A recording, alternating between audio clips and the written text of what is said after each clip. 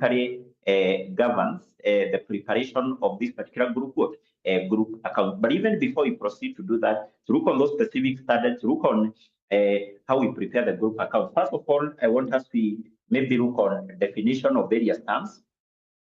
So these are some of the important terms we need to understand even before you proceed to prepare the group account. The first term here is basically called, or the first term is group. And in this case, when we talk about the group, basically this refers to the parent company and its subsidiaries. The parent company and its subsidiary company. So meaning that if, for example, we have this company and this company has one subsidiary, or maybe this company has two subsidiaries, then we refer to this as a group of companies. So the parent company and its subsidiaries are known as a group of what? Of companies. So in this case, we have said, whenever you have a group of companies, then you have said that this company here, that is the parent company or the holding company, is the one which has an obligation to prepare the group accounts or to prepare the consolidated financial statement. So the other term we can also define here is the parent, or basically the holding company. And we say that this is a company which controls, this is a company which controls another company, and the other company which is controlled, in this case, we refer to it as a subsidiary company. So this company, the parent company, controls another company which is known as the subsidiary. Basically, control is determined in terms of checking the percentage shareholding. So if this company here has acquired majority of the share, more than 50%, we say that this company controls the other. Though this control is not, or basically the control does not exist, whereby a parent company has acquired majority of the shares. Generally, we say this company controls this one. Number one, if the parent company controls the composition of the board of directors. What does that mean? It means that if this company here, company A, appoint majority of the directors, in company B, so then in this case, we say that this company here controls the composition of the board of directors of company B. Number two, this company will also be deemed to be controlling this one if this company here basically do what? It controls, we can just put that there, it controls the operating and the financial decisions of the subsidiary. And actually, in this case, the parent company controls the operating and financial decisions made by the subsidiary if this company here is the one which appoints the senior managers of this company. So the parent company controls the operating and financial decision of the subsidiary by doing what? By appointing the senior managers.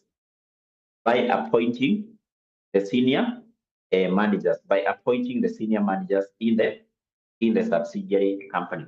So if the senior managers of the subsidiary company are appointed by the parent company, then in such a case, we say that this company controls what? Controls a company B. So therefore, it is very, very important for you to understand here that you may be told that this company here, for example, acquired like 45% of the shares issued by company B, but company A is the one which appoints majority of the directors. It also appoints the senior managers of company B. In that case, the control exists. Yes, so in this case, we continue. So what I've said is that if you are told company A maybe acquired like 45% or even 50% of the shares in B, then you also given information that company A is the one which appoints majority of the directors in company B. Company A is the one which appoints the senior managers of company B. It basically means that company A exercises control over company B. And therefore, company A will be the parent, company B will be what? The subsidiary. So the other term we also need to define here, number 3, is the term business combination. Combination. So what do you mean by business combination? The business combination basically we say is the event, or is basically that transaction where the parent company acquires control acquires control in the subsidiary company. That transaction where the parent company acquires the control in the subsidiary company, we refer to that transaction as a business combination. In other terms, we say company A has actually acquired company B. That transaction itself, we refer to it as a business what? A business combination. The other term we also need to understand here, which is number 4. Number 4 is something called non-controlling interest. Non-controlling interest, or basically NCI.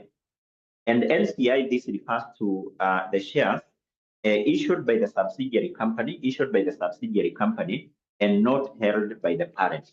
So these are basically the shares issued, which are issued by the subsidiary company and not held by the parent company. Not held by the parent company. What does that mean? Let's assume that we are told that this company here, that is the company A, has acquired 80% of the ordinary shares issued by company B. So it means that 20% of the shares issued by company B, 20% of the shares issued by company B, which is a subsidiary, they are not held by the parent company. The parent company only holds 80% of the shares issued by company B. And therefore, these shares, these 20% of the shares issued by the subsidiary, they are not held by the parent company. We refer to that portion of the shares as the non-controlling interest. So we say that these particular shares here are held by the minority shareholders. The minority shareholders are not in a position to control the operating and financial decisions of company B. They are not in a position to control the composition of the board of directors of company B. That's why we say they are stake. Their interest in this particular company is what? Is a non-controlling interest. So these maybe are some of the terms you need to understand even before you proceed to look on how we prepare the group what? We prepare the group account. Then from there, we can proceed and look on some of the standards which are applicable in preparation of the group account. So we look on international accounting standards and also international financial reporting standards, which are applicable in the preparation of group account. So which accounting standards are applicable in the preparation of group account? So here we have a basically a number of standards which are basically applicable. So let's proceed. In this case, we have various international accounting standards, international financial reporting standards, which are applicable in the preparation of group accounts.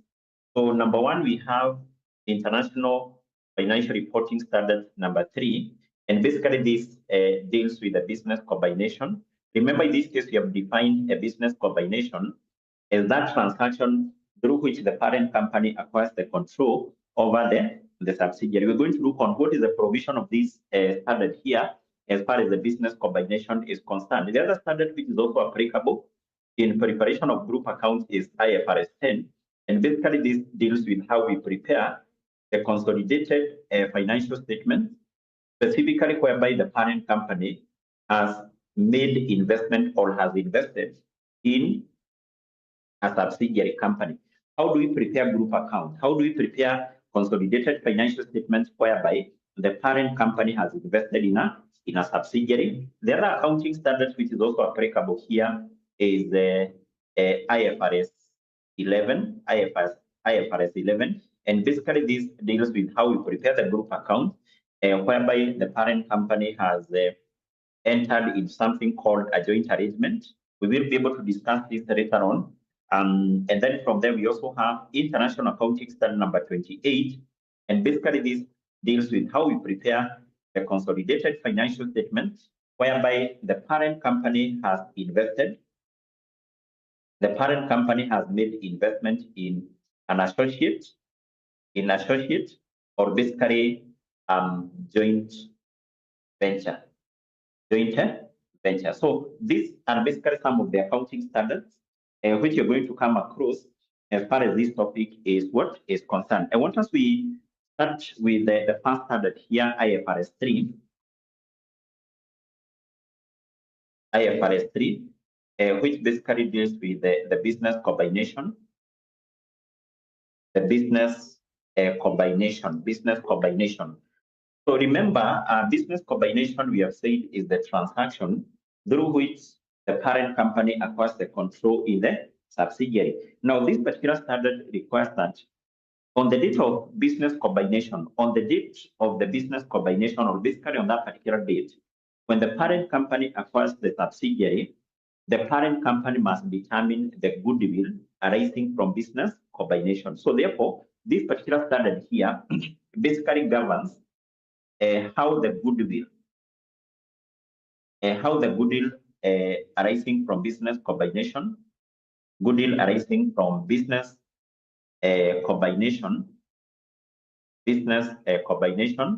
so how this particular goodwill should be computed. Should be what? Should be computed. So first of all, what do you mean by goodwill? Goodwill, basically, this is the difference between goodwill is the difference between the purchase consideration which was paid. The purchase consideration, in other terms, we refer to this as the cost of investment. The cost of investment and the fair value of net assets acquired. Fair value of net assets acquired. So the difference between the purchase consideration which was paid by the parent company in acquiring the subsidiary and the fair value of the net asset acquired, we refer to that as what? The goodwill. For example, in this case, we may be told that when the parent company was, or maybe company A, which is the parent company, acquired like 80% of the ordinary shares issued by company B, and this company paid automatically whenever a company is buying shares of another one, that company must pay for those shares. So the amount which is paid is what you refer as the purchase consideration or the cost of investment. Remember, our company is investing in acquiring a subsidiary. So that investment costed company A how much? We may be told that this company paid 100 million. Paid 100 million. That is the purchase consideration or the cost of investment. So in this case, what we do, we compare this purchase consideration which was paid with the fair value of the net assets which were acquired. Automatically, whenever this company is being acquired, that company must revalue the assets, must determine the fair value or the current market value of each asset. So like in this case, assuming we are told that on the date this company was acquired, maybe it's the net assets of this company had a fair value of maybe 200 million. 200 million, 200 million, or let's just take this to be 100 million. 100 million. So to determine the goodwill, we are saying we take the purchase consideration which was paid. How much is that? Is 100 million. We less the fair value of the net asset acquired. In this case, we take the net assets of this company, which were 100 million. 100 million. But because our parent company acquired 80% of the shares in company B, the parent company didn't acquire all the shares of company B. The parent company also acquired acquired net assets equal to 80%. So therefore, the net asset acquired will be 80% of this. Will be 80% of that. So the difference between 100 million and basically 80 million, which is 20 million, this one we say is the goodwill arising from what? Arising from business combination. The goodwill arising from the business what? A combination. So this particular goodwill basically is determined in accordance with IFRS 3. IFRS 3, basically we are saying this deals with or governs the aspect of business what? Combination. It requires that on the date of acquisition, on the date the parent company acquired the subsidiary, in this case, the parent company must determine the goodwill arising from business combination. The goodwill arising from business combination. So naturally, I've said goodwill is the difference between purchase consideration which was paid and the net asset which were acquired. Now, according to this standard here, there are two methods which can be used by the parent company to compute this goodwill. Two methods of computing the goodwill, methods of computing a goodwill. Computing goodwill. And basically, whatever we are discussing here is very, very important. Very, very important as far as this topic is concerned. You'll be able to see that even before you look on an illustration, as far as this topic is concerned, I think we will take two classes. Today's class and in our next class, here will be an introduction to this topic. So we are laying foundation. We are laying foundation on this topic because we are saying this topic is very, very important. Whatever we are discussing today and actually what we will discuss in our next class is very important. You must understand it. Otherwise, if you don't understand what you're discussing, you will then have a problem when you start doing some illustration. Whatever we are discussing here is one of the very important concepts because you'll come across this in all questions for group accounts. So how do we compute this goodwill arising from business combination? We have two methods. We have the first one, which is called the partial goodwill method.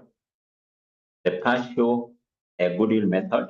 And number two, we have the full goodwill method. We have the full goodwill method. So those are the two methods which are used in the computation of goodwill. And basically, once we look on how we compute the goodwill under the two methods. And we will start with the first one, which is the partial goodwill method. A partial goodwill method, partial goodwill method. Now, even before we look on how we compute this, the goodwill under this method, let me have a small illustration here, assuming we have company A, and this company we are told acquired 80% of the shares in company B. In company B, in this case, we have said 20% of the shares issued by this company, they are referred to as NCI. 20% of the shares issued by company B. Those are the shares which are not held by the parent. So under this particular method here, under this method, we compute the goodwill. We compute the goodwill of the parent company only. Under the partial goodwill method, we compute the goodwill of the parent company because it is important to note when computing this goodwill, we are saying we compare the purchase consideration paid and the net asset acquired. Basically, the net asset acquired in this subsidiary. So the net asset of this company have been acquired by the parent company, and some of them have been acquired by who? The minority shareholders, the NCI. Let me just use that word, non-controlling interest. So the shares issued by the asset of this company, 80% acquired by the parent, and basically 20% acquired by who? NCI. We are saying under this method, we only compute the goodwill of this company. It basically means that in computing that goodwill, we will compare the purchase consideration which was paid by the parent company in acquiring 80% of the shares here and the net asset the parent company acquired. So the net asset acquired by the parent will be 80% of the net asset of the subsidiary. That's that? Yes. So therefore, under this method, we compute the goodwill of the parent company only. So how do we compute that goodwill? How do we compute the goodwill arising from business combination? Goodwill on acquisition. The computation of goodwill on acquisition using the partial goodwill method. So here we take the purchase consideration, which was paid by the parent company. So how much amount was paid by the parent company in acquiring 80% of the shares in the subsidiary? And then to this we less fair value of net assets, acquired by the parent company. Fair value of the net asset acquired by the parent company. Like in this case, I've said to compute this fair value of the net asset acquired by the parent company, you take the parent company shareholding in the subsidiary, you multiply that with the subsidiary company fair value of the net asset at the date of acquisition. At the date of acquisition. At the date this company was acquired, what was the fair value of its net assets? What was the fair value of its net assets? This is something which the examiner will not have given you, but basically will be able to explain how do we compute that. So you less that. You less that. Whatever you get here will be a goodwill, on acquisition if basically you get a positive figure, but there are some instances whereby you can get a negative figure. So if you get a negative figure, it means that whatever the parent company paid in acquiring the net asset of B was less than the net asset acquired. So if you get a negative figure there, that one is called a gain, is referred to as a gain on bargain purchase. A gain on bargain purchase. In this case, we say that the parent company was able to bargain and it acquired the subsidiary at a profit, or basically at a gain. It was able to bargain, it acquired the subsidiary at a gain or at a profit. Now, this goodwill, this one is recognized as an asset, or basically as an non-current asset in the consolidated statement of financial position.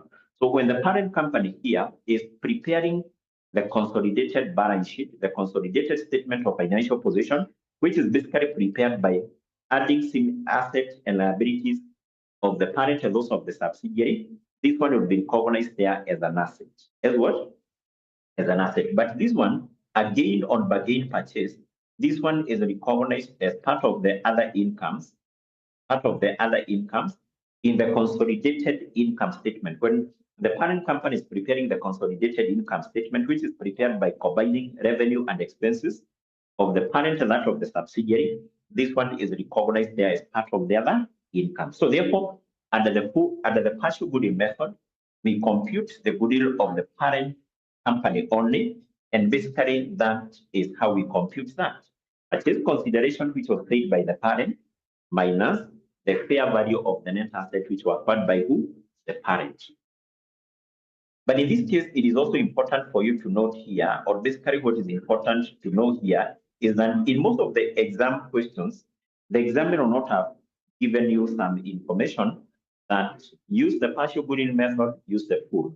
In most of the cases, if the examiner or if the group, the parent company, or the policy of the group is to compute the goodwill using the partial goodwill method, in the additional information, you will come across this statement. You'll come across a statement that it is the policy of the group. It is the policy of the group to measure NCI at their proportionate share.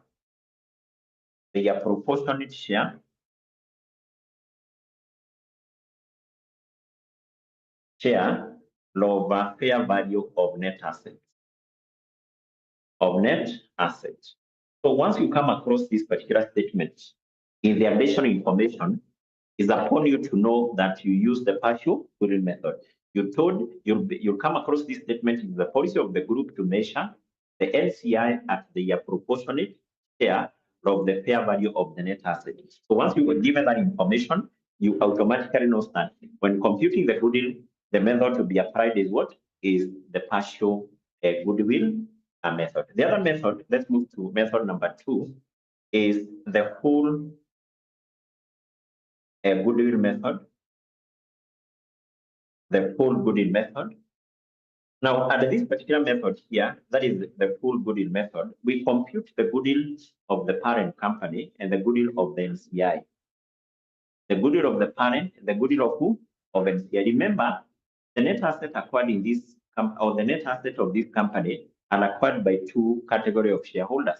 They are acquired by the parent company, who is the majority shareholders here, and they are also acquired by the NCI, who are the minority shareholders here.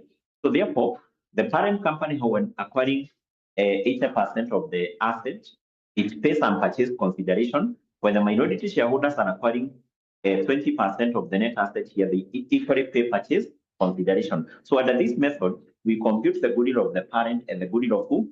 Of the NCI. So the goodwill which is computed here is the goodwill of the parent company and the NCI. Parent company is the majority shareholder, NCI is the minority shareholder. So how do we compute that goodwill? That goodwill on acquisition. On acquisition, using what? Using this method here, using the full goodwill method. So here we start with the purchase consideration. Purchase consideration paid by parent company, paid by parent company. So how much amount was paid by the parent company in acquiring the shares? And then to this, we add something called the NCI at fair value. So what is NCI at fair value? NCI at fair value is something which the examiner will have given you in most of the questions. So the NCI at fair value, in other terms, this is the purchase consideration paid by minority shareholders, paid by NCI. So when NCI were acquiring 20% of their shares, how much amount did they pay? So we basically add those two values. We add those two values, and this now will give us the purchase consideration paid by the parent and who? NCI. Then from there we proceed, and then we left the net asset acquired by both the parent and also who? NCI. So to this we left. To this we left. To this total amount we left. We left and the fair value of net assets acquired by the parent and the NCI. We left the fair value of the net asset acquired by the parent and NCI. So I've said I'll be able to show you how we compute this one. So on the date this company was acquired, on the date the subsidiary company was acquired by both the parent and the minority shareholders, what is the fair value of each net asset? I've said that is something which the examiner will not have given you, but basically I'll show you how we compute that. So we then start from this amount. We can get a positive figure or basically a negative figure. So if it is a positive figure, I've said that is a goodwill. But if you get a negative figure, that one is called a gain on bargain purchase. A gain on bargain purchase. Again on bargain purchase, of which you have said this one is an asset in the consolidated statement of financial position. This one is an income in the consolidated statement of financial position. So in the consolidated statement of profit or loss. Now, this basically how we compute that goodwill using the partial, using the full goodwill method. But equally in an exam, the examiner will not tell you use full goodwill method. The examiner will never tell you that.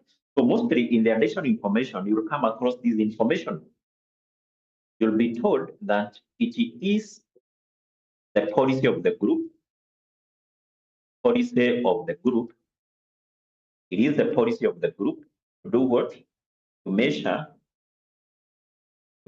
NCI at fair value. To measure NCI at fair value. In which case the examiner will proceed and give you something called the NCI at fair value. NCI at fair value is given or will be given, that is. Will be what? Will be given. Will be given. So the examiner will give you this, the NCI at fair value. He will tell you the NCI at fair value on the date of acquisition was this particular amount, was this amount. So therefore, once or for you to use the full goodwill method, usually you'll come across this particular information in the additional information. It is a policy of the group to measure NCI at fair value, and the examiner will move or basically will proceed and give you the fair value at the NCI at fair what? At fair value. So therefore, that is basically very, very important as far as the computation of goodwill is concerned. We have said goodwill is the difference between purchase consideration paid and the fair value of net asset acquired. How many methods can be used by the company in the computation of goodwill according to IFRS, full goodwill method and the partial goodwill method? You must be able to know how do we compute the goodwill using the full goodwill method and also the partial goodwill method. But here there is something which is very, very important, which I've said the examine on. No question for group accounts. You'll be given that, and that is basically the fair value of the subsidiary company net asset on the date of acquisition. That is something which the examiner will not have given you in most of the questions, or actually in all questions. How do we compute that? How do we compute this? The fair value of subsidiary company net assets on date of acquisition. On date of acquisition.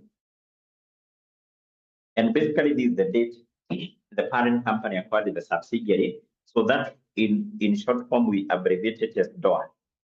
DOA. So anytime you hear of DOA, is basically the date there was what?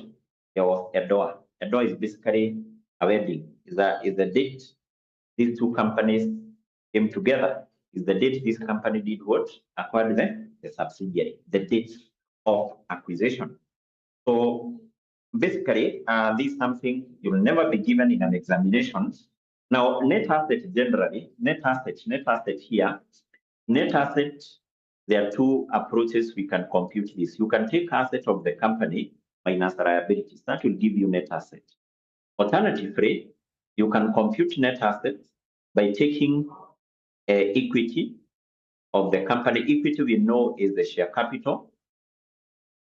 Share capital plus reserves. Plus what? Reserves. In group accounting, we compute the net asset of the subsidiary using the second formula. We don't use the first one. We don't use this one. Asset minus liabilities. We use this one. Where we take the share capital of this company automatically on the date of acquisition, and then we add the reserves of this company on the date of acquisition. So therefore, this one is equal to the subsidiary company ordinary share capital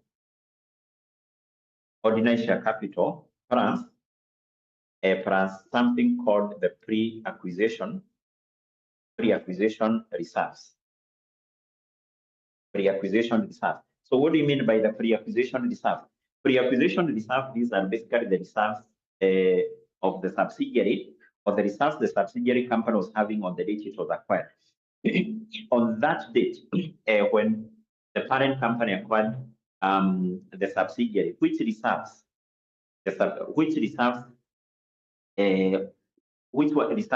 were in the books of account of the subsidiary on the date of acquisition. And actually, we know the reserve comprises of things like the retained earnings, the share premium, and so on. So therefore, to compute this one, what we do is that we take the subsidiary company, ordinary share capital, and then to this we take the pre-acquisition retained earnings. So this is the retained earnings of the subsidiary on the date it was acquired. On the date it was acquired, we also add the pre-acquisition share premium, the pre-acquisition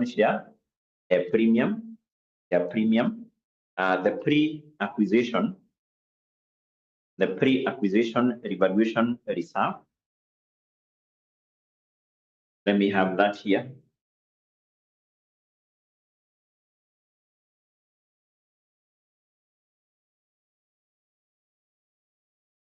The pre-acquisition revaluation reserve, pre-acquisition revaluation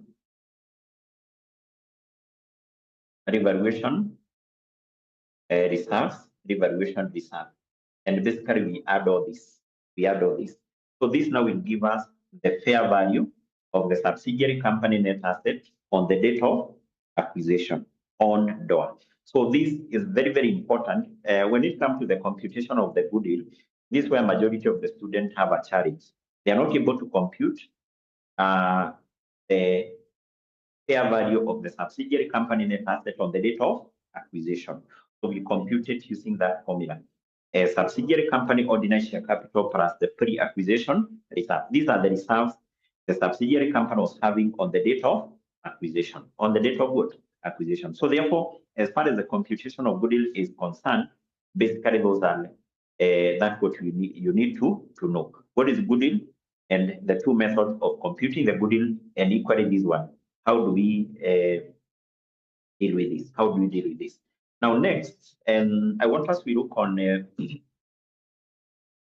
this one, forms of purchase consideration. Forms of purchase consideration. Forms of purchase consideration.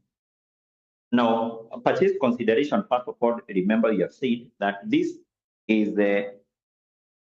what the parent company pays after acquiring majority of the shares in the subsidiary. So automatically you have said that once this company acquires majority of the shares of the subsidiary, the parent company must pay for those shares acquired. The same case, if you buy shares in a company, you must pay for those what? Shares. Now, the purchase consideration paid by this company can take various forms. So the first form of purchase consideration is something called a cash consideration. The cash consideration. Basically, cash consideration, this is a consideration which is paid in cash, and also it is paid on the date of acquisition, on the date of DOA. So is where the parent company acquires the majority of the shares in the subsidiary, it pays for those shares in cash, and that payment is made on the date of acquisition.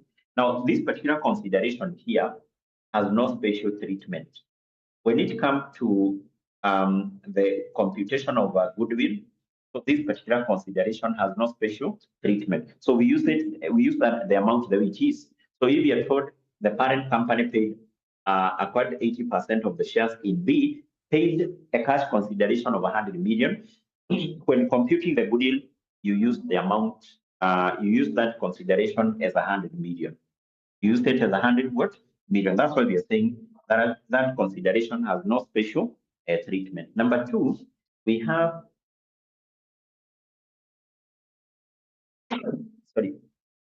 we have a deferred consideration. A deferred what? Consideration. So what do you mean by a deferred consideration? Basically, we know to defer is to postpone something, do it in the future. So this, number one, is a consideration to be paid in future from the date of acquisition.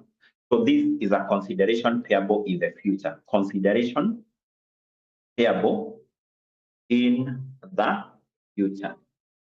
In the future. For example, in this case, we may be told that 𝐴 Limited acquired 80% of the shares in B, but this company promised to pay an additional consideration of maybe 200 million in 2 years' time. So mean that this particular amount here will be paid at the end of the second year from the date the parent company acquired the subsidiary. Now, this amount here, which is to be paid at the end of the second year from the date of acquisition, remember it forms part of the purchase consideration. When computing the goodwill, which has to be computed on the date of acquisition, this amount has to be used because it is part of the purchase consideration. Therefore, such a consideration which is payable in the future, this one has to be discounted. This one is discounted to its present value, using the parent company cost of capital. Using the parent company cost of capital. So the parent company cost of capital essentially would be your R. We know that whenever you're discounting, whenever you're getting a present value, you must have this one. You must have a discount rate. So in this case, you will always be given the parent company cost of capital. You discount it. Like in this case, let's assume that we are told company A acquired 80% of the shares in company B, and this company here promised to pay an additional consideration of 200 million, and this will be paid at the end of the second year.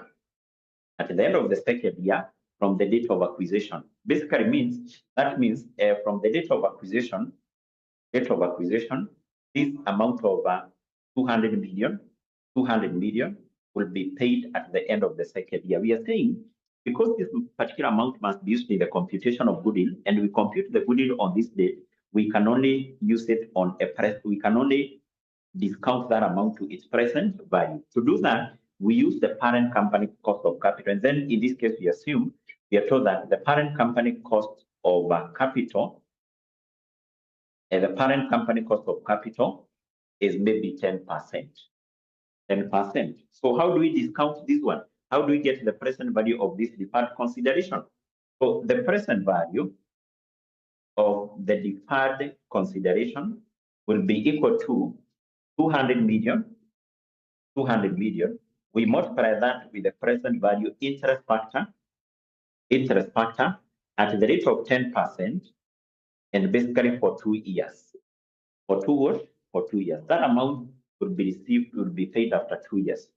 So we take 200 million, we multiply this with the formula, or basically with this present value interest factor. So in this case, you have to recall, how do we compute this?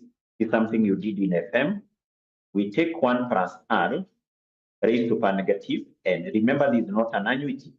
This is just a single amount. These are a single amount to be received after 2 years. So that is the formula which we use here. So 1 plus R, which is 10%, it will be 1.1. 1.1, we raise that to power negative 2. So our end there will be 2 years. So this will give us now the present value of the deferred what? Consideration. The present value of the deferred what? Consideration. So maybe you can work out this 1.1, which is raised to negative 2, raised to power negative 2, and this will be 200 million times 0.82 64. 8264. I hope that is what you're getting. So we multiply the 0.8264 times 200. So this will give us 165.28 million. So when computing the goodwill, this deferred consideration, which is a consideration to be paid in future, we don't use it as 200 million, but basically in this case we are saying we get its present value. Its present value will be 165.28 million. So any consideration to be payable sometime in the future must be discounted to its present value using the parent company cost of capital. Then we have the other consideration, because we have 3 main forms of purchase consideration. We have the last one, which is called the share exchange consideration. The share exchange consideration. Share exchange consideration. So what do you mean by the share exchange consideration? So this is a consideration which is paid by the parent company by issuing its own shares. The parent company issue its own shares as a form of payment. It is important for you to note that whenever a company is paying for an asset acquired, for services provided, for goods purchased, the company can pay for those goods, or the company can make the payment in cash, or the company can issue its own shares as a form of payment. You see, share is an asset. So instead of the company paying for goods or services in cash, the company can issue its shares as a form of payment. In the same case, once the parent company here acquire majority of the shares in B, so the parent company can issue its own shares as a form of payment. So therefore, this is a consideration paid. Paid by the parent company issuing its own shares. Issuing its own what? Its own shares. In most of the questions whereby the purchase consideration was in form of a share exchange, the examiner will tell you that the parent company had not computed and accounted for the share exchange consideration. So therefore, how do we compute the share exchange consideration? The share exchange consideration. So how do we compute this? So the share exchange consideration one, this one is equal to number of shares issued by the parent. issued by the parent company. So how many shares did the parent company issue to pay the purchase consideration? And then we multiply those shares with their fair value, or basically with their market price, on the date of acquisition. On the date of what? Acquisition. In other terms, we multiply this with the parent company shares fair value or market price on the date of acquisition. Because in most of the questions for group account, so the examiner will confuse you by giving you the market price of these two companies, the market price of the shares of these two companies on the date of acquisition. So in case you're given the market price of the shares of the parent, the shares of the subsidiary, what do you use here? You use the market price of the parent company shares, because here you are dealing with the shares issued by the parent. You must multiply that with the parent company market price per share on the date of acquisition. On the date of what? Acquisition. So once you have computed this share exchange consideration, you will also be told that the parent company had not accounted. The parent company had not accounted for those shares which were issued. Which accounting entries are made here? Which accounting entries are made? So we can look on the accounting entries which are made to account for these shares which were issued by the parent company. So number one, so we debit an account which is called the cost of investment. The cost of investment. So the cost of investment, basically, this is an account whereby the parent company records the purchase consideration which was paid in acquiring a majority of the shares in the subsidiary. If the purchase consideration which has been computed here is 200 million, it should be debited in this account. And then the parent company issued shares to pay this. So therefore, what we do is that we credit the parent company ordinary share capital. And in this case, you have to recall the amount which is credited in this account. That is something we covered in the topic of published financial statement. The amount which is credited in this account is always based on the par value per share. Par value per share. You see, we have seen when computing this, we compute this based on the fair value per share, the market price per share. So market price and the fair value are two different values. So market price is the value at which the shares of the company are trading in the securities exchange market.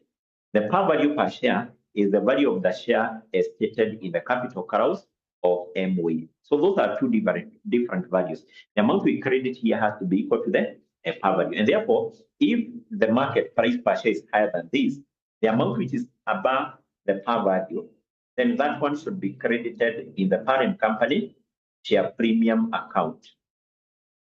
Share premium account. If, for example, the shares had a market price of 15 shillings, on the date of acquisition, if the shares of the subsidiary if the shares of the parent company had a market price of 15 shillings per share, and the par value per share is 10, so you can see the shares were issued at a price of 15, but the par value is 10. So the amount we credit in this account is always based on the value of the par value of shillings 10. And therefore, the share premium per share here will be equal to the issue price 15 minus the par value. So that is something you have to recall from what we did in the topic of group account. So therefore, we have those as the various forms of purchase consideration, the cash consideration, the deferred consideration, the share exchange consideration, and basically how we deal with those considerations specifically in computation of group accounts. Maybe we can just pick up one question of the group account and maybe see whether we can be able to get a question with this aspect of share exchange. We have a number of them. And then we see how do we compute this share exchange consideration? How do we account for this? So we are not doing the entire question for group account, but I want us to look on a question having the aspects of share exchange consideration. We look on how to compute the same, and equally how we account for that share exchange consideration. So we're going to look on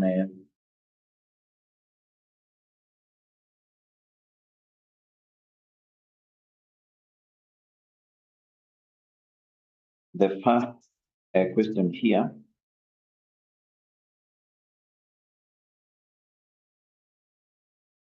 Yes, can we go to this question here for August 2023? We are not doing automatic, we are not doing the entire question for group account, but basically I want us to look on this aspect of share exchange consideration, how we compute the same, and how do we account for that. So we go to this one, to this question here, August 2023, question number 3. So specifically, the first paragraph, or is it? Yes, first paragraph of that question. So basically, I've said if you go through the past papers, you'll be able to see a question on this topic. This is basically a compulsory question.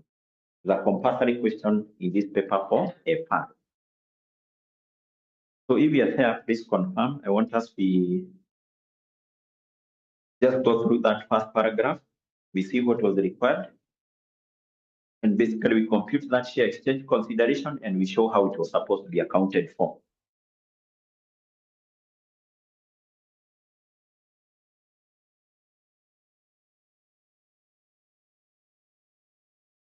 I hope you're there.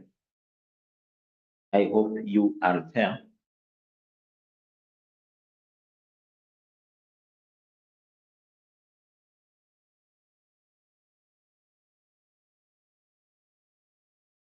Yes. So what are we told here? What are we told?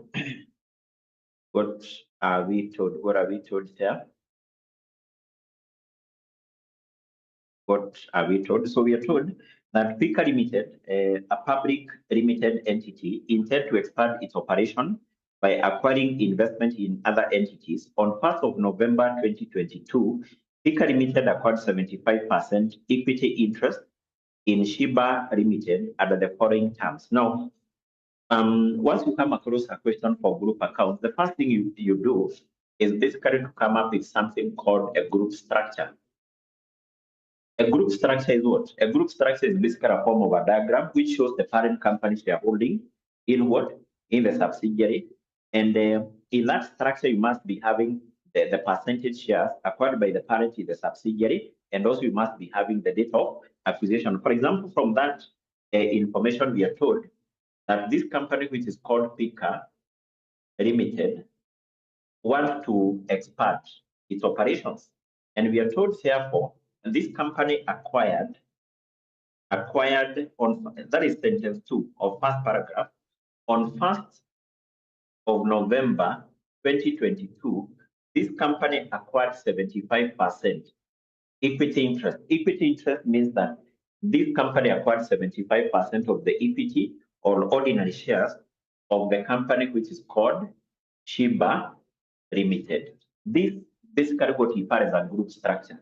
From this group structure, we can tell that this is the parent company, that is our subsidiary, and then the date we have here, this is the date we have referred to as the date of acquisition, the DOA, the popular date of acquisition there. Yes. So this is the parent, this is what? The subsidiary. So that we refer to it as the group structure. So we are told this acquisition of 𝐻𝐿 was under the following terms. One, we are told there was an immediate cash payment at a fair value of shillings 13 per share on 1st of November 2022. This is an immediate cash payment. An immediate cash payment, this is what you have referred to as a cash consideration. You have said there is no special treatment as far as that is concerned.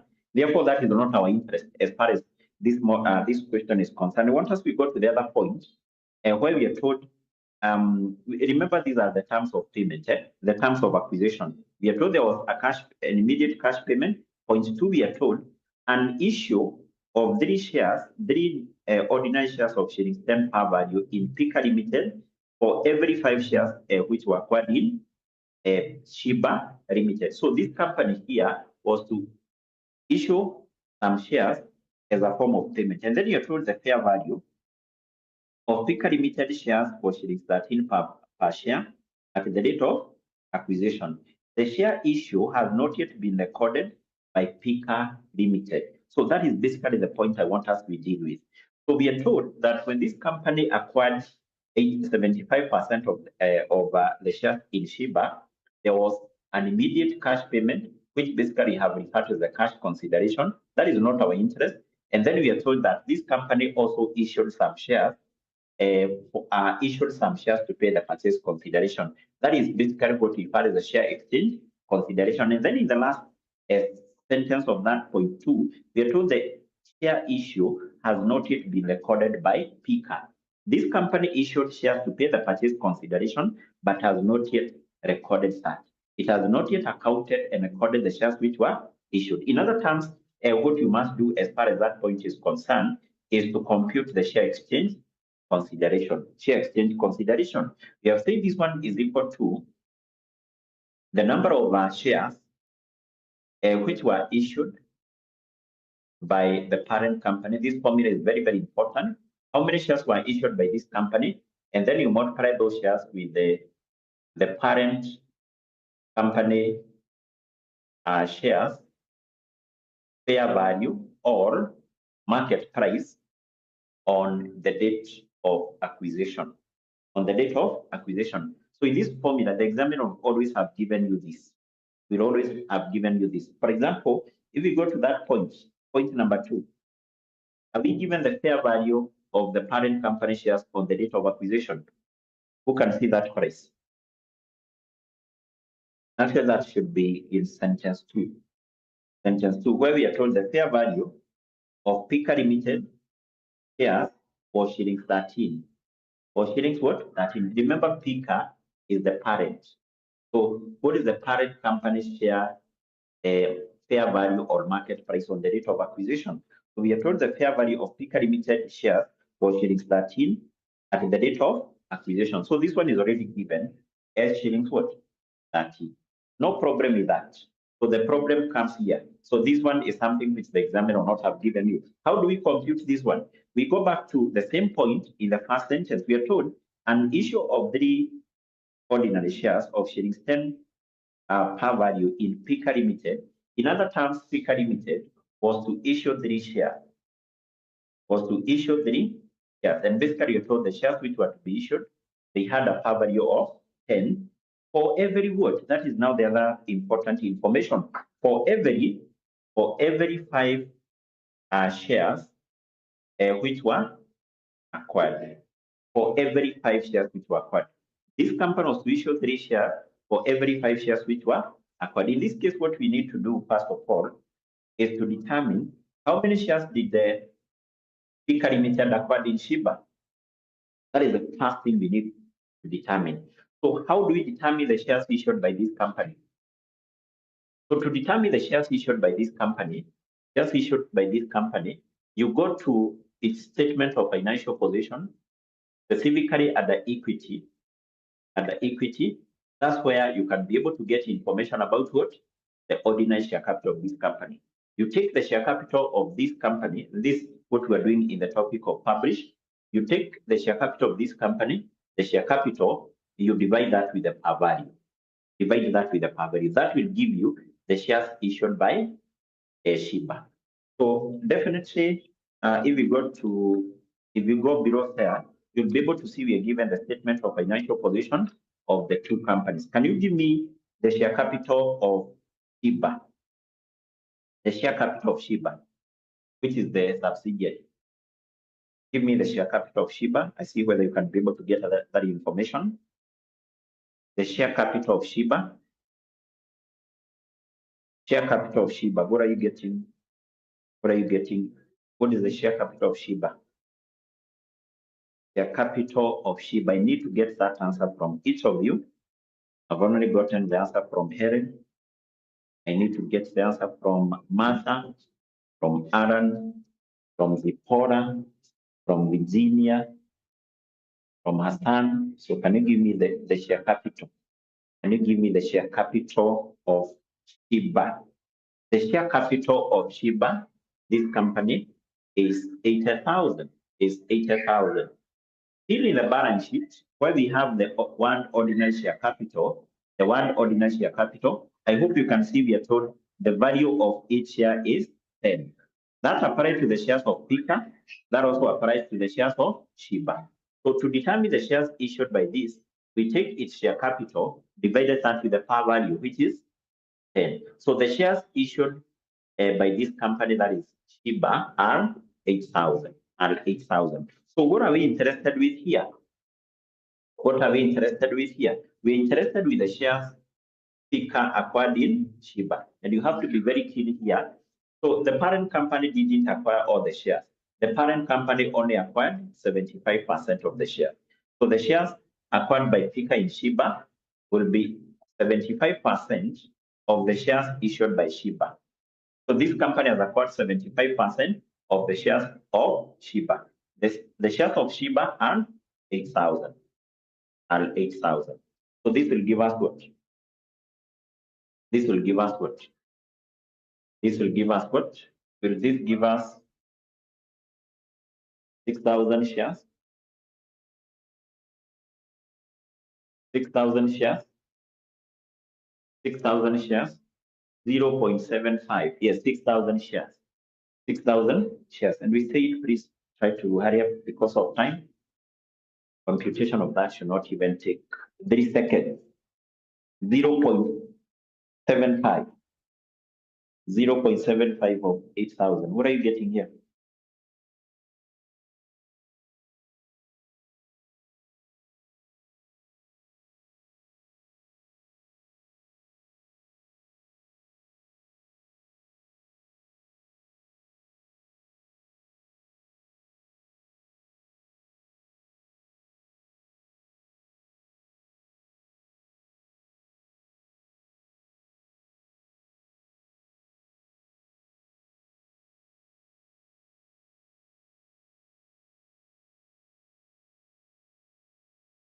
Yes, what are you getting? Yes, so this will give us 6,000. This will give us 6,000 shares. So the shares acquired at 6,000. So what we need to do is basically to determine the shares which were acquired. Sorry, the shares which were issued by this company. Sorry, the shares issued. So we cross multiply and we divide. So we will take 3 times the shares which were acquired as 6,000 divided that with 5. So this will give us what? So 1, 12. So this will give us 3,600 shares. So 3,600 shares, 3,600 shares, these are basically the shares which were issued by who? By Pika Limited. That's basically what we wanted to compute, the shares which were issued. So having that, then we can move and we compute the share exchange consideration, which will be equal to this, the shares which were issued by the parent company, 3,600 shares. We multiply those shares with their fair value, which is 13 shillings. And this will give us a share exchange consideration of how much? Share exchange consideration of how much? That is 600 times 13. That will give us 46,800. 46,800. Yes. So that's basically how we compute that share exchange consideration. Then, how do we account for this share exchange consideration? The accounting entries. How do we account for this share exchange consideration? So we have said we debit something called the cost of investment. The cost of investment would be 46,800. And then in this case, we have said we credit the parent company ordinary share capital. So to credit share capital is to add. That's what we know. We credit the parent company ordinary share capital with an amount equal to the par value. So we take the shares which were issued by the parent company, which we know they were 36, and then we multiply that with the par value per share. Who can tell us what is the par value per share? What is the parent company? What is the par value? The par value of the parent company shares. This is the value we have within the balance sheet. The value we have within the balance sheet is what? Is 10. So the amount to be credited in the parent company share capital will be 36,000. And because the shares were issued at a market price of 13, the amount which is above 10, which is 3 shillings, that is a share premium. So that share premium will be credited in the parent company share premium account.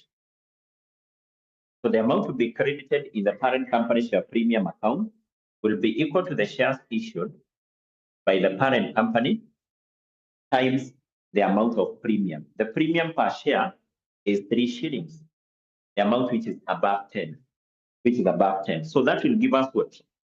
Give me the amount of the share premium. The amount of the share premium. So the share premium here will be 10 what?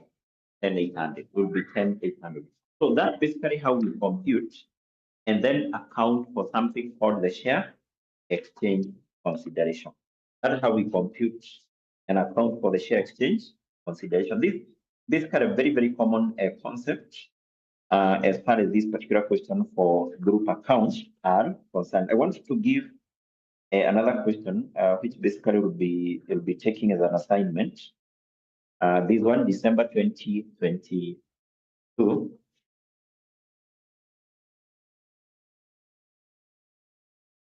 December 2022. Okay, just go to this question. I can see we have, I want us to end at 3:40. I can see we have like 7 minutes. So can you go to this question here? December 2022, which is basically question number 3A. We try to hurry up. I want us exactly by 3:40. 3:40, we end our class. I know you have maybe another class after this. I want you to take a short break before you start the other class. That's why even I've not given you a short break. I want you to give you a short break of 20 minutes before you join the other class. You have this question with you? If yes, please confirm.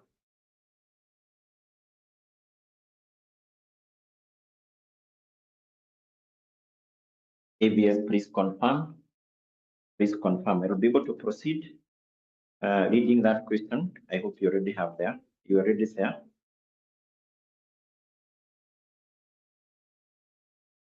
So what are we told? We are told that specifically we go to the first paragraph. We are told on 1st January 2022, H Limited acquired 80% of 4 million shillings 10 ordinary shares of S at par value.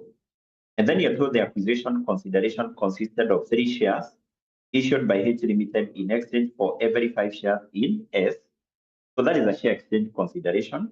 And then you're told additionally, H Limited pays a further consideration on 31st of December 2022 of shillings 11 per share acquired. And then you're told H Limited cost of capital is 10%, and the discount factor at 10% is 0.9091. So that is still that is a deferred consideration, a consideration to be paid in the future. So we are told at the date of acquisition, the fair value of the ordinary shares of H and S were 15 and also 12. So in that case, we have two considerations. I want us to deal with both of them. We have the deferred consideration and basically the share exchange consideration. The share exchange consideration. So maybe we can start with this one, which we have said to compute this, we have to determine the number of shares which were issued by whom? Which were issued by the parent company. How many shares were issued by the parent company? We multiply those shares with the parent company fair value. That is the parent company shares fair value or market price on the date of acquisition. So let's first of all, we compute this one. So we go back to the information we have in paragraph 2, and I think there is something I've forgotten here. Remember, you have said that once you come across a question for group account, the first thing you should have always is the group structure. Basically, for you to know out of those two companies, which company is the parent and which company is the subsidiary. Maybe first of all, you can have that here, the group structure. And basically, we are told that in the first paragraph, we are told on 1st January 2022, H Limited acquired 80% of 4 million ordinary shares of shillings 10 of S Limited. And basically, the acquisition took place on 1st of January 2022. It basically means that this is our parent company and this is our subsidiary. And this date which we have here is the date of what? Acquisition. That is very important. Very, very important. So having this, let's go back to paragraph 2. And we are told the acquisition consisted of a new issue, and sorry, consisted of 3 new ordinary shares issued by H. So we need to compute this because this one is already given. So how many shares were issued by H? So we are told H Limited was to issue 3 shares for every what? For every 5 shares which were acquired, for every 5 shares which were acquired. So in this case, we have said we need to determine how many shares did H acquire in S. So if you check on the information we have down here, you'll be able to see that we don't have the statement of financial position of S, meaning that we can't be able to get the shares issued by S in its balance sheet. But if you go back to paragraph 1, you read that point well, you'll be able to see we are given the shares issued by S. And we go back to paragraph 1. We are told on 1st January 2022, H Limited acquired 80% of the 4 million shillings 10 ordinary shares of S. So the shares issued by this company S are 4 million. That information is given. So therefore, we need to determine how many shares did H Limited acquire in S. The shares acquired would be 80% of the shares issued by S. That is 4 million. 4 million. And basically, this will give us 3.2 million shares. 3.2 million shares. So we want to determine the shares which were issued. We cross multiply, then we divide. We have 3 times 3.2 million. We divide that with 5. So this now will give us the shares which were issued. This will give us what?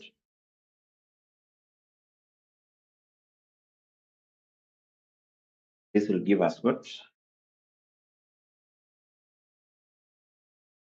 Yes, I'm given that figure in 1,000 of shillings. In 1,000 of shillings, I'm told that this one would be 1920 shares, but in 1,000 of shillings. So having that, what would be our share exchange consideration? We take this one, which are the shares which were issued, 1920. We multiply that with the parent company share fair value on the date of acquisition. And actually that information, we have it up there in paragraph just above the statement of profit or loss. So we are told there is a paragraph which reads, at the date of acquisition, the fair value of ordinary shares of H and S that is the fair value of the ordinary shares of H and S was 12 and was 15 and 12. So what we're interested with here is the parent company share fair value. Is that 15 or 12? On the date of acquisition, what is the market price of H Limited shares? Is it the one which is 15 or is it the one which is 12? 15 or 12? That one is 15, is 15, is 15. So this is how we compute the exchange consideration. Exchange consideration times what? Times 15. So this will give us 28,800. 28,800 what? 800. So that is the share exchange consideration. The share exchange what? Consideration. The share exchange consideration. Then, and we deal with this one. the deferred consideration, we go back to the information we have in paragraph 3. We are told additionally, H Limited, which is the parent, this one, additionally, H Limited will pay a further consideration on 31st of December 2022. So remember, the date of acquisition is 1st January 2022. We are told this company will pay an additional consideration on this date. Basically, you can see this exactly after 1 year. After one what year? So that is the deferred consideration to be paid 1 year after acquisition. So we are told it will pay a further shillings 11 for every share acquired. So we need to compute how much amount will be paid. It will be equal to 11 shillings for every share acquired. So how many shares did H Limited acquire in S? I hope you can remember you have computed that down here. The shares acquired by H in S, we have said were 80% of 4 million. So the shares H Limited acquired in S were how many? 3.2, 3.2 this one. So therefore, the amount to be paid after 1 year will be 11 shillings per every share acquired. We take 11 shillings times the shares which were acquired. So this is the consideration to be paid after 1 year. We multiply that with the present value interest factor, at which rate we are given the parent company cost of capital, which is 10%, and basically this will be paid after 1 year. Will be paid after 1 year. Yes.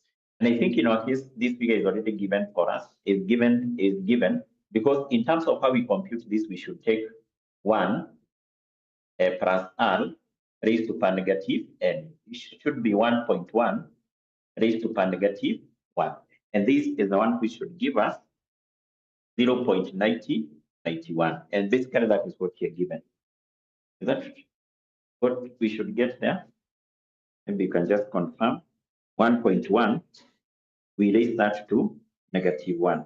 Yes, it should give us that. So therefore, the present value of the deferred consideration would be equal to this.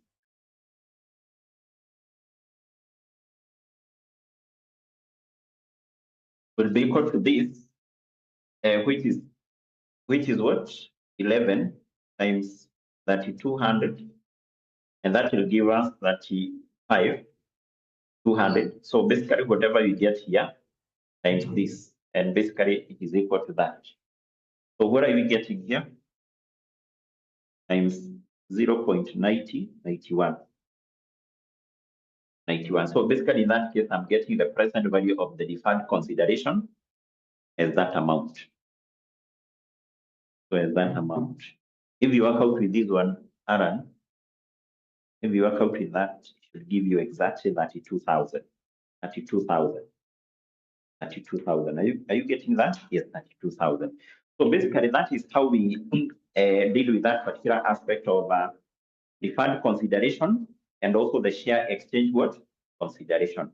So once we meet now in our next class, we will be able to proceed and basically look on how we prepare the consolidated financial statements, specifically whereby the parent company has invested in what? In a subsidiary. So therefore, for today, I want us to stop at that point. We will continue from there in our next class. But even before we meet, can you ensure you are grouped on what you have discussed today? Yes, because it is very, very important. Goodwill and also the various forms of purchase consideration. So have a nice weekend. Let's continue from there on Tuesday.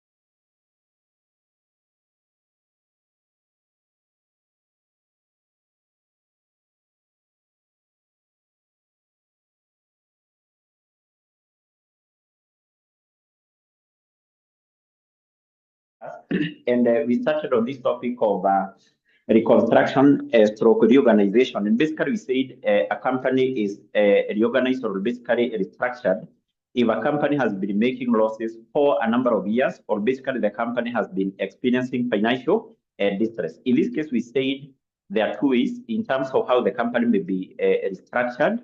We talked about the internal reconstruction, which is also known as a capital reduction.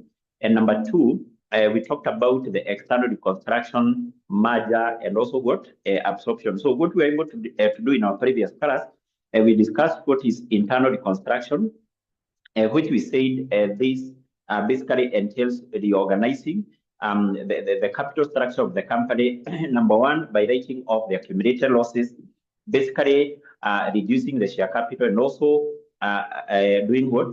Revaluing the asset, and basically trying to reduce the liabilities of the company. And actually, we said to account for the internal reconstruction is quite simple. We just apply the concept of double entry. And the main account which is prepared, we said, is a capital reduction account. So in today's class, I want us to move and basically we look on what is external reconstruction, merger, and basically absorption, and how do we account for this? How do we account for this? So we will start by defining these three terms here. That is external reconstruction, external reconstruction.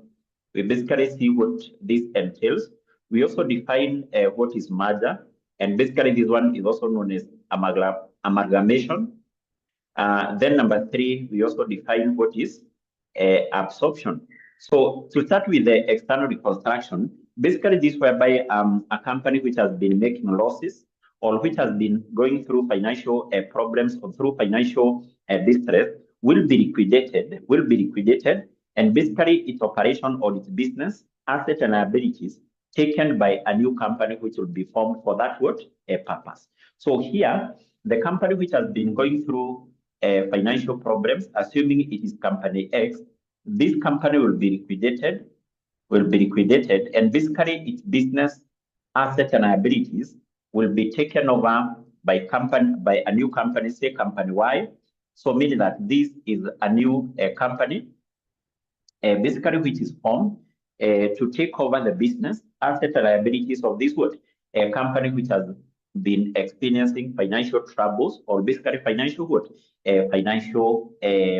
challenges, or basically which has been making losses. So therefore, in case of external reconstruction, once this company is liquidated, then its business and assets will be taken over by a new company, company. Now, this one is almost the same with this, but there is a slight difference. In case of absorption, basically what happens is that the business and also the assets and liabilities of a company which has been making losses will actually be taken over by an existing company. So meaning that the company which has been making losses will be liquidated, or basically will be wind up, and then its business operation, assets and liabilities will be taken over not by a new company, but will be taken over by an existing company. So therefore, in this case here, the company which has been making losses, assuming it is company X, this company will be liquidated, and then its business operation, assets and liabilities will be taken over by a company, say company Y.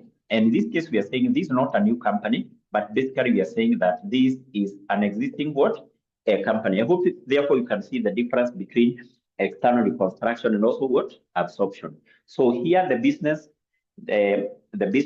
the assets and liabilities of this company which has been liquidated will be taken over by a new company. But in this case, the business, assets and liabilities of this company which is being liquidated will be taken over by an existing company. That is the difference between external reconstruction and absorption.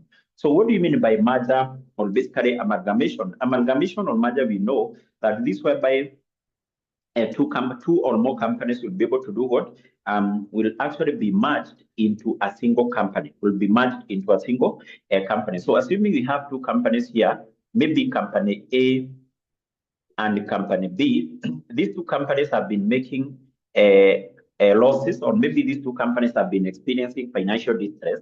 The shareholders and also the directors of these two companies agree to do to liquidate the two companies, the two companies, their business operation, assets and liabilities, to be taken over by a new company which will be formed, maybe say company X. So meaning that here a new company will be formed, basically to do what? To take over the business operation, assets and liabilities of these two companies which are being what? Liquidated. So therefore, in case of a merger or amalgamation, we say that the identity of these two companies will be lost because those two companies will be liquidated, and then a new company will be formed to take over the business operation, asset and liabilities of these two company. And basically a good example of a merger, we have a merger which happened in the banking sector some time back, the merger of two banks. The first bank was NIC, and the other bank was CBA. So these two banks merged, and then the new bank which was formed after the merger is currently known as what? The NCBA. Ends what? CBA. So this is basically a bank which was formed after the merger of two banks. So we are saying the identity of these two banks or the identity of the two companies which are merging will be what? Will be lost, and basically a new company will be what? Will be formed. Now, if you have noted from all these particular definition, there is something which is common in all these forms of reconstruction. So one thing which is common is that this company which has been making losses, or in case of merger, the two companies which have been making losses, we are saying they will be liquidated. That is something which is common here. So once they are liquidated, then we are saying their business operation, assets and liabilities will either be taken over by a new company or by an existing company. That is also something which is common. And therefore, how do we account for this external reconstruction, merger and absorption? So to account for these three forms of reconstruction, we account for them in the same way. So here, we make two sets of accounting entries to account for this. And equally in this case, we account for this using the concept of double entry. So we make two sets of accounting entries.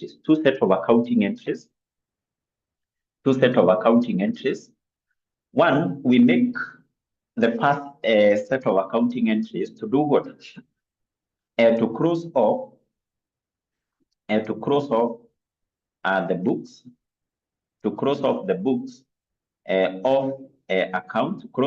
of account of the old company. This company which is being liquidated, we refer to it as the old company. In other terms, we refer to this company as the selling company. Why do we refer to it as the selling company? Is because once it is liquidated, then it is